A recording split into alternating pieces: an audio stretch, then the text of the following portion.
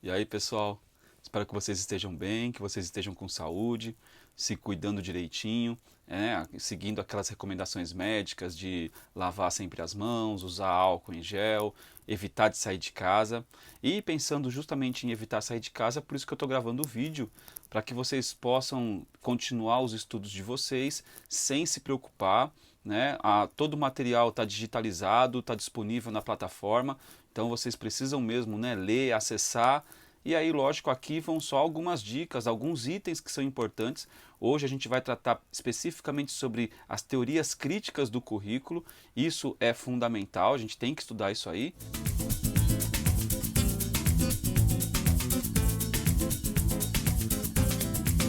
Em primeiro lugar, a gente precisa analisar o contexto histórico em que as ideias que vão dar origem à teoria crítica do currículo estão efervescendo. Isso acontece mais ou menos em 1960, 1970, e é um momento em que estão ocorrendo pelo mundo inteiro diversos movimentos. Movimentos sociais, causas feministas, luta pela igualdade racial, igualdade dos sexos. A gente vai perceber também a luta pelos direitos civis. O movimento negro está muito forte em várias regiões do mundo. A gente também tem uma luta contra a guerra, que está acontecendo lá a guerra do Vietnã. E principalmente aqui na América, a gente tem diversas ditaduras. Então existe uma luta popular contra essas ditaduras. Olha que coisa importante, uma luta popular contra as ditaduras. Então esse é um momento de questionamento da ordem social estabelecida. Um momento em que a sociedade civil está repensando, fala que sociedade é essa que nós estamos vivendo? Tem guerra, desigualdade social, ditadura, falta de liberdade. Que momento é esse que nós estamos vivendo?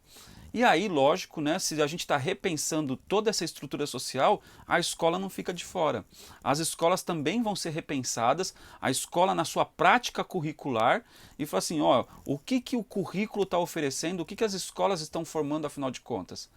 Porque queira ou não, é nas escolas que se percebe, né, pela primeira vez na vida do indivíduo, a maneira como a sociedade age de modo coercitivo sobre esse próprio indivíduo. Os teóricos críticos do currículo, olha o nome, né? Criticavam as teorias não críticas ou as teorias tradicionais, porque de certa forma eles entendiam que essas teorias legitimavam a desigualdade social. As teorias tradicionais ou não críticas, elas contribuíam para que o indivíduo se ajustasse à desigualdade social, ao poder estabelecido, à sociedade capitalista, fazia com que esse indivíduo incorporasse as injustiças sociais que a gente tem até hoje. Então, de certa forma, para os teóricos críticos do currículo, as teorias tradicionais faziam com que o indivíduo se encaixasse nessa sociedade capitalista que era imposta pelas classes dominantes. Então, o que a teoria crítica vai falar para a gente? Que ela está repensando essa estrutura social, ela está repensando o papel da escola e que a escola não deve simplesmente reproduzir o que acontece na sociedade. A escola ela deve sim pensar a sociedade, questionar essa sociedade e, quem sabe, se possível, tentar transformar essa sociedade. Questionar a desigualdade social existente e, na sua perspectiva, romper com o tecnicismo e repensar o currículo que já existia naquela época, repensar o currículo existente. Um dos principais pensadores desse período, claro, a gente não pode deixar de citar aqui, né, o grande, o magistral, o maioral, o fenomenal Paulo Freire, não pode ficar de fora, lógico. O Paulo Freire, ele é um questionador daquelas teorias não críticas, né? Ele fala, gente, não basta que a pessoa aprenda que a viúva viu a uva. Pô, isso não é suficiente. Então, o Paulo Freire, ele sim vai ser um ícone desse momento, né? Um ícone desse pensamento, aliás. E aí ele traz uma ideia de que quem é a viúva, né? Qual o papel da viúva na sociedade? Quem produziu a uva, afinal de contas, né? Se a viúva viu a uva, quem que está produzindo essa uva? E lógico que ele aprofunda essa discussão, então não é apenas saber escrever, mas você tem que refletir sobre tudo isso. Assim, para quem que está indo o lucro da produção da uva? Isso nesse período é sensacional. O Paulo Freire, ele traz toda uma discussão sobre a alfabetização do adulto, levando em conta o seu contexto social, o momento que aquele adulto está vivendo, porque afinal de contas, o adulto ele já tem uma experiência de vida, ele já tem um repertório de vida, e isso não pode ser desconsiderado. Um outro ícone, um outro pensador das teorias críticas do currículo é Louis Althusser. É francês, né? Louis Althusser. O Louis Althusser busca problematizar as questões de como que a sociedade capitalista consegue se sustentar apesar da divisão de classes que existe na sua essência. Para o Althusser, ele vai problematizar essas questões e claro que ele vai pensar nos elementos coercitivos da sociedade, sendo um desses elementos o próprio currículo escolar, com conteúdos previamente estabelecidos, de maneira em que os indivíduos eles devem se submeter a esses conteúdos sem grandes questionamentos. O Althusser, né, que também é membro do Partido Comunista Francês, é um leitor de Marx e ele vai aprofundar alguns debates do Marx, como as próprias questões ideológicas, essas questões de como a sociedade acaba coagindo o indivíduo e de como que a ideologia tem que se sustentar, pelo menos através de dois aparelhos. Os aparelhos coercitivos, como é o caso da polícia, e os aparelhos ideológicos, como é o caso da escola. Então, de acordo com Louis Althusser, a escola ela vai acabar agindo de duas formas ao mesmo tempo distintas, mas interligadas. Uma é através das suas práticas pedagógicas e outra é através do currículo. Uma coisa que a gente já viu aqui num vídeo anterior, que a gente já viu até nas aulas, é a existência do dualismo educacional, ou seja, são dois sistemas de ensino que eles ocorrem ao mesmo tempo. Esses dois sistemas de ensino, um voltado às classes mais abastadas, em que as pessoas se formarão líderes, pessoas gerentes, pessoas que vão orientar os negócios, vão dirigir os rumos da humanidade, e um outro sistema educacional geralmente precário, geralmente com uma série de deficiências, que é dirigido para as camadas mais populares, as camadas mais pobres da sociedade, e infelizmente nesse sistema de ensino a ideia é formar pessoas que serão obedientes, pessoas que vão exercer determinadas tarefas, não precisam refletir sobre a sociedade, são pessoas que infelizmente se tornarão apenas cumpridores de tarefas. O ideal da escola é que se forme bons cumpridores de tarefas. Pensando nisso, o Althusser questiona. Fala, pô, então qual que é o papel da escola? O papel da escola é refletir sobre a sociedade existente e questionar essa sociedade, questionar esse sistema em que alguns têm muitos privilégios e outros não têm quase nada. Um outro pensador muito importante vai ser François Dibé. Pessoal, eles são franceses, é assim que se pronuncia, François Dibé.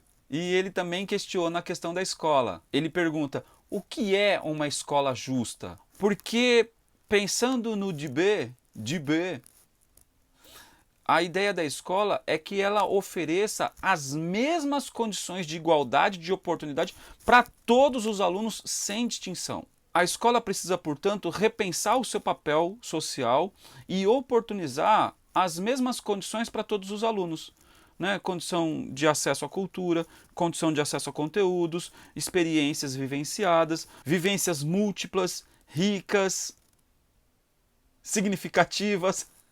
Nesse momento também tem dois grandes pensadores importantes, o Pierre Bourdieu e o Jean-Claude Passeron.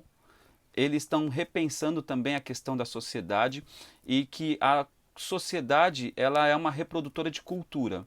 A escola que reproduz essa cultura para os alunos, ela acaba reproduzindo não a cultura de toda a sociedade, mas normalmente a cultura das classes dominantes. Então eles pensam o seguinte, que a produção social é análoga a uma reprodução cultural, que é composta por um sistema simbólico de poder e que, ao se reproduzir, acaba se consolidando na sociedade. Então, quer dizer, quando a gente ouve uns discursos meio assim, aquela pessoa não tem cultura. Na verdade, não é que a pessoa não tem cultura, até porque a gente já discutiu, todos nós, todos os seres humanos têm alguma cultura.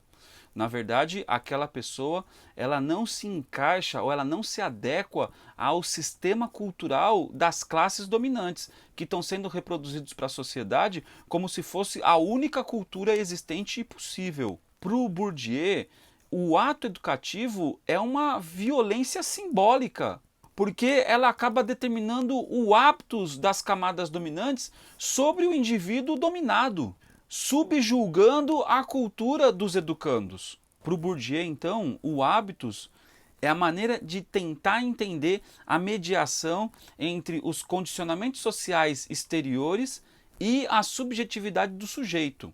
Bourdieu e o Passeron acreditavam que uma pedagogia responsável conseguisse criar condições, tanto estruturais quanto pedagógicas, que forjassem condições de igualdade entre indivíduos de classes sociais distintas.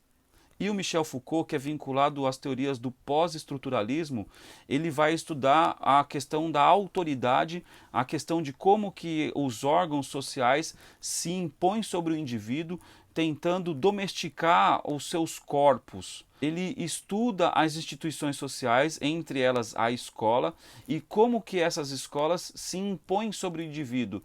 O Michel Foucault indica que as relações de poder estão espalhadas por toda a sociedade, que existe uma microfísica do poder nas relações sociais e que os indivíduos, em certa medida, são resultantes dela. Para o Michel Foucault, os conhecimentos curriculares são expressão da dominação das classes dominantes. Só que, de certa maneira, isso é dado de maneira natural, é como se fosse naturalizado. Então, as classes dominantes tentam naturalizar a sua dominação. Lógico que no mundo social nada é natural, mas eles tentam naturalizar de modo que não haja questionamentos. Quer dizer, isso é apresentado de maneira natural, legitimando a sua posição de dominação. Esses teóricos, eles rompem com aquela reprodução alienada dos conteúdos e eles propõem reflexão sobre o currículo e sobre aquilo que é ensinado. Falar por que é ensinado, de que forma que é ensinado, a quais interesses esse ensinamento serve, a quais interesses esses conteúdos estão sendo estabelecidos. Esses teóricos pensam que a escola deve garantir aos indivíduos que o seu currículo proporcione uma inclusão verdadeiramente social, para que os indivíduos realmente possam ser cidadãos, críticos, conscientes e participativos, atuantes da sua sociedade. Então, fica assim, não existe discurso neutro, não existe neutralidade, todo discurso se propõe a uma causa, todo discurso se propõe a um determinado objetivo, basta a gente olhar com atenção, olhar com carinho e tentar entender o que é que está sendo dito.